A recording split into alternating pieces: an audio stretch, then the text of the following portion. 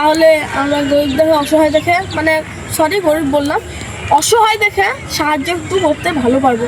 ওই হ্যাঁ guys, my new another blog, তোমাদেরকে ডেইলি লাইফের ব্লগে সবাইকেই স্বাগত জানাই।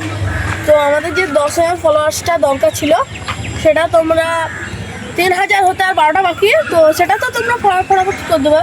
আর যে 7,000 মানে 7,000 বাকি ওগুলো তোমরা প্লিজ গাইজ ওগুলো জলদি করে দাও।